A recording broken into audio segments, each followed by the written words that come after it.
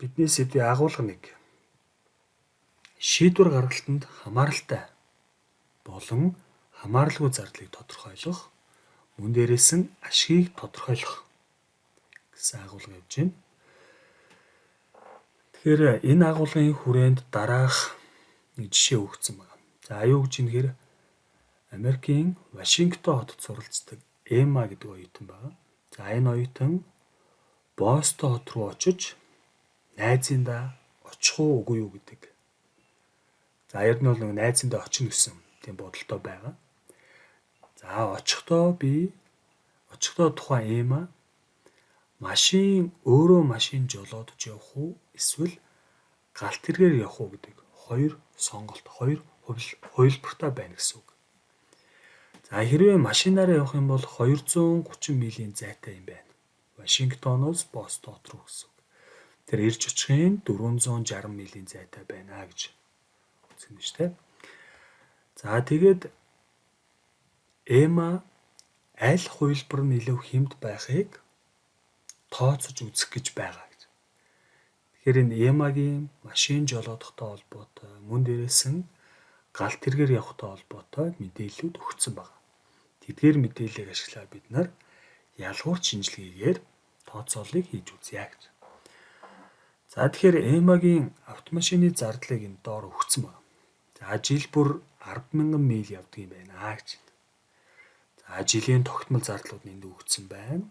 Тэгээд 1 миль явхад гарах зардлуудыг тооцоолсон байна. Тэгэхээр машины илэгдлийн зардлыг тооцохдоо бид нар яаж ийм гэхээр машин авсан үртх нь анх 24,000, үлдэх үнц нь 10,000 байгаа. Тэгэхээр зөрүү 14,000 бол илэгдүүлэх өртөг. Тэгэхээр 14,000-аа бид нар 5 жилдээ хуваалаа. Жил бүр 2,800 төгрөгийн илэгдлийн зардал бол гарах юм байна. Тэгэхээр энэ жилийн зардлыг 1 милээрээ тооцоолж үзэх юм бол 0,28 төгрөгийн илэгдлийн зардал байна гэж тооцоолно шүү, тийм ээ. За дараа нь шатгууны зардлыг тооцоолсон байна.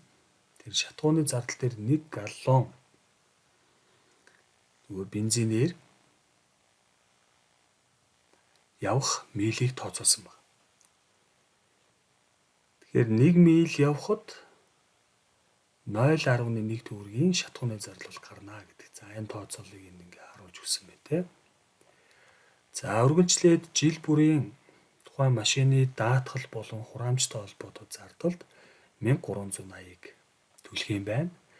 Тэгэхээр энэ зардлыг нөгөө 1 милээрээ тооцох юм бол 0,138 гараад ирсэн байна. Засвар үйлчилгээний зардлыг 1 милээр нь тооцоолоход 1,65 байна. За мөн дээрээс нь тухайн Эмма сургуулийнхаа зогсоолд төлбөр төлдөг юм байна. За жилдээ 360 гээд за милээрээ тооцох юм бол 1,36. За ингээд харвал 1 миль явхад дунджаар тухайн Эммагийн машины зардал нь тэг 619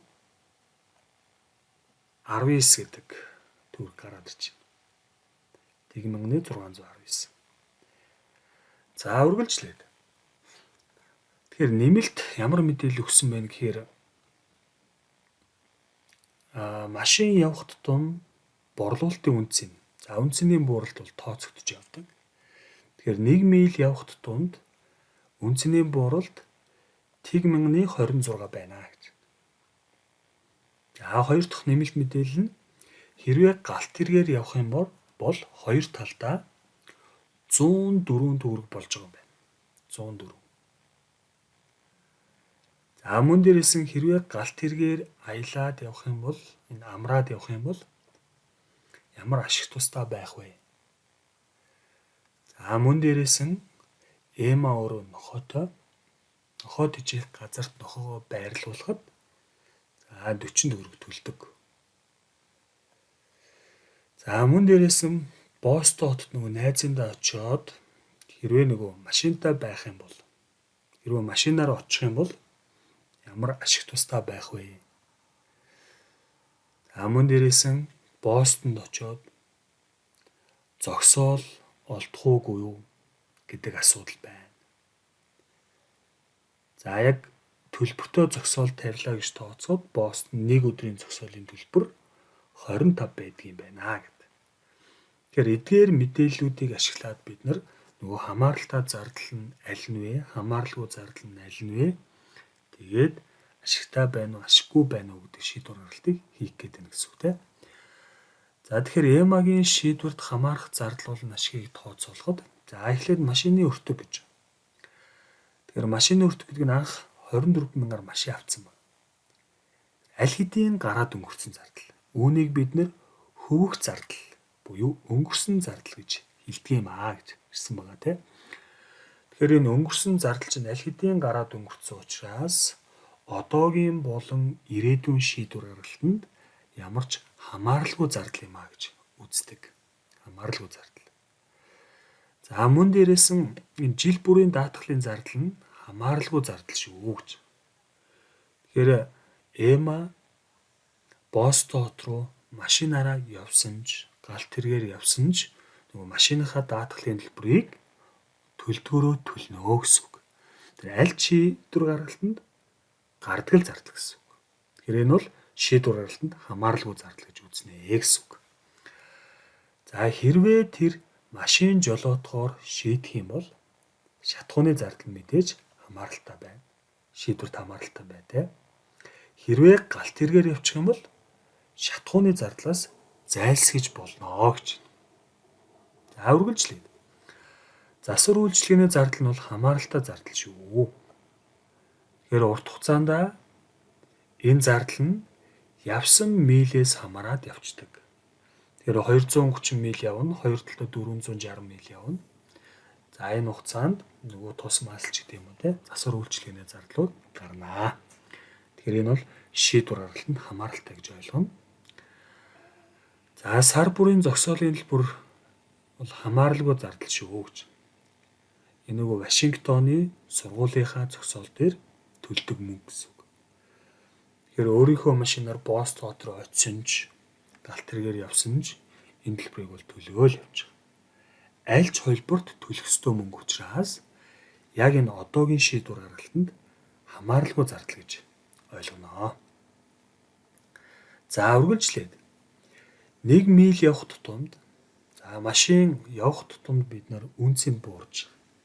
Тэр үнцний бууралт нь хамааралтай зардал шүү гэж. За мөн дээрээс нь галт тэргээр явах гэдэг шийдвэр гаргах юм бол тухайн галт тэрэгний хоёр талын үнэ нь хамааралтай зардал болно. Хэрвээ машинаар явчих юм бол энэ галт тэрэгний үнээс бид зайлсхийж болох зардал юм гэж байна. За үргэлжлээд. Тэгэхээр EMA галт тэргээр явах амралтын ашиг тусыг мөнгөөр хэмжиж болохгүй ч гэсэн шийдвэр гаргалтанд хамааралтай шүү гэж. Хамааралтай шүү. За магадгүй сэтгэл санааны хувьд ч юм уу те.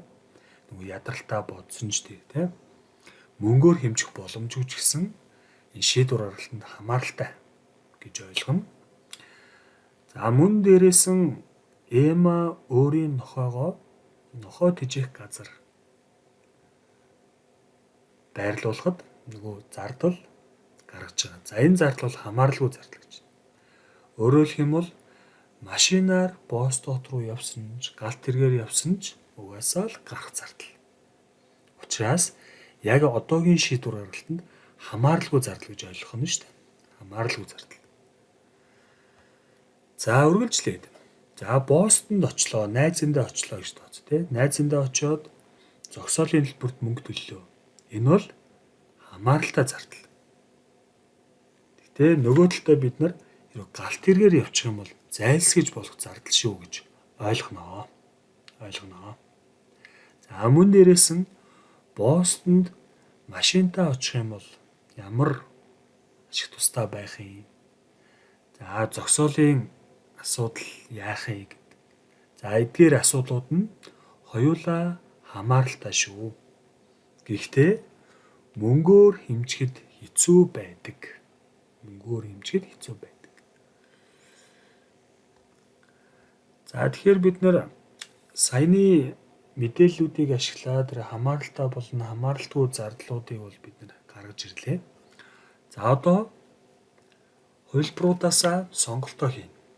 Бид нөгөө шийдвэр гаргалтын 6 ойлголтоос хувилбаруудаа гаргасан. За машинаар жолоо ойрно. За эсвэл галт тэргээр явна. Тэр хувилбар болгоны хамааралтай болон хамааралгүй зардлуудаа тодорхойлоод бид нар ялгуур шинжилгээгээр тооцоолоо хийх ёстой тийм ээ. За тэгэхээр яаж юм гэхээр санхүүгийн үзүүлэлт талаасаа харах юм бол ЭМА Бостон хот руу найз руугаа галт тэргээр явах нь илүү дээр сонголт байна гэж. Илүү дээр сонголт. За энэ юу гэж юм гэхээр машин жолоодохтой холбоотой хамааралтай зардлуудыг ингэ нэмж үзэхэд 460 гэдэг бол нөгөө талдаа 230 мил учраас 460 мил гэсэн үг. Шатхуунд 46, засвар үйлчилгээнд 29.9. За борлуулалтын үнийн бууралт гэдэг чинь нөгөө үнцний бууралт тий 1196. За Бостон хотын зогсоол өдрийн 25 гэж за 50 гэд. За ингээ нийтдээ 137.89. Хэрвээ өөрөө машин жолоодож явах юм бол гэж. За харин нөгөө шийдвэр гаргалт нь галт тэргээр явах юм бол хоёр талын галт тэрэгний үнийг буюу 104-ийг төлнө. Тэгэхээр хоёр хувилбарын зардлуудыг үзвэл ялгуур зардал нь энэ хоёрын зөрүү 3389 байна гэсэн үг. Ялгуур зардал нь 3389.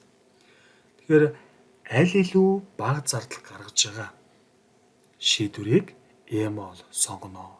Тэгэхээр санхүүгийн үзүүлэлт талаасаа мөнгөөр хэмжиж байгаа зүйл талаасаа үзэх юм бол галт тэргээр явах нь ЭМАд ашигтай байна. Ашигтай байна. За гэхдээ гэдэг энд өгдөл байна те. Санхүүгийн бус хүчин зүйлийг харгалзаж үзэх юм бол түүний эцсийн шийдвэрт нөлөө үзүүлж магадгүй шүү гэж. За өөрөөр хэлэх юм бол нөгөө өөрийн машинаар очих юм бол нөгөө 5 тухай бодсонч тэр Бостонд очоод яг өөрийн машинаараа яг үзэх ёстой зүйлүүдээ үзээд өөрийн 5 тухаар явна гэж санхүүгийн бус тийм хүчин зүйл нөлөөлөх юм бол өөрөө машинаа жолоодод явчих болно гэсэн үг. Санхүү талаасаа үзэх юм бол мөнгөөр хэмжиж болж байгаа зүйл дээрээс шийдвэр гаргаж үзэх юм бол галт тэргээр явнаа гэж ойлгох нь шүү дээ. Санхүүгийн бус хүчин зүйл нөлөөлөх юм бол энэ эцсийн шийдвэр нь өөр байж болно шүү гэдэг зүйлийг хэлж өгсөн байна. За үргэлжлээд. За дараагийн нэг жишээг харуул.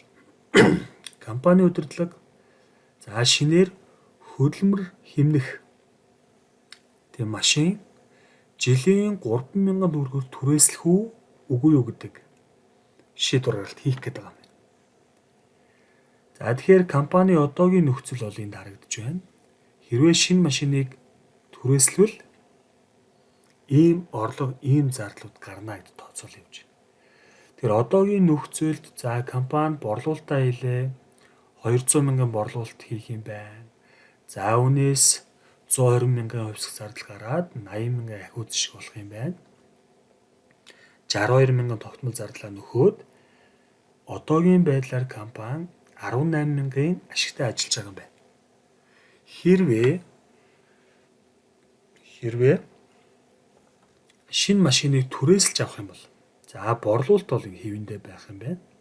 За гол ялгаа нь хөдөлмөр хэмнээд шууд хөдөлмөрийн зардал чинь буураад нийт хувьсах зардал 105 мянга болж буурж байна. Тэгэхээр энэ бууралтаас хамаарч компани ахиуц шиг нэмэгдээд за нийт тогтмол зардал 65 болоод тэр компани ашиг нь 30 мянга болж байна. Тэр одоогийн нөхцөлд компани 18 мянган ашигтай байгаа. Шинээр хөдөлмөр хэмнэх машин түрээсэлж авах юм бол 30 мянган ашигтай байх юм. Тэгэхээр эндээс харуул компани ялгуурт ашиг нь 12 мянга болж байна. 12 мянга болж байна. За энэ тооцоол тийм. Тэгэхээр одоогийн нөхцөл байдал за шинэ машин түрээсэлж байгаа байдлыг ингээд нийт зардлын хандлагаар ингээд тооцоол хийгээд орлогоо тооцоод, зардлаа тооцоод, ашиг алдагдлаа тооцоод хооронд нь харьцуулаад зөрүүг нь гаргаад ирж болно. За эсвэл яг хамааралтай байгаа, шийдвэр гаргалтанд хамааралтай байгаа зардлын зөрөөнүүдийг тооцоолоод бид шийдвэр гаргалтаа хийж болно гэж. За өөрөөр хэлбэл шинэ машин түрээслэхэд компани хөдөлмөрийн зардал ингээ буурах юм байна. За энд харагдаж байгаа тийм 15,000-аар буурах юм байна. За шинэ машин түрээслэхэд компани тогтмол зардал ингээд өсөх юм байна. Тэгэхээр зардлын бууралт гэдэг бол компани ашгийг нэмэгдүүлдэг. Тэгэхээр 15,000 нэмэгдээд 3,000 асагтана гэдэг бол шинээр машин түрээсэлж байгаа нь өөрөө компани ашгийг 12,000-аар нэмэгдүүлэх юм байна. Тэгэхээр 12,000 гэдэг бол ялгуурт ашиг гэсэн үг шүү. Хоёр хувилбарын хоорондох зөрүү л гэсэн үг. Хувилбар хоорондын нөгөө ашигын зөрүү бид нар ялгуурт ашиг гэж нэрлэж байгаа гэсэн үг. Тэгэхээр шинэ машин түрээслэх нь өөрөө 12,000 ашигтай учраас компани шинэ машиныг түрээслэнэ гэдэг шийдвэрээ гаргана гэсэн үг тийм.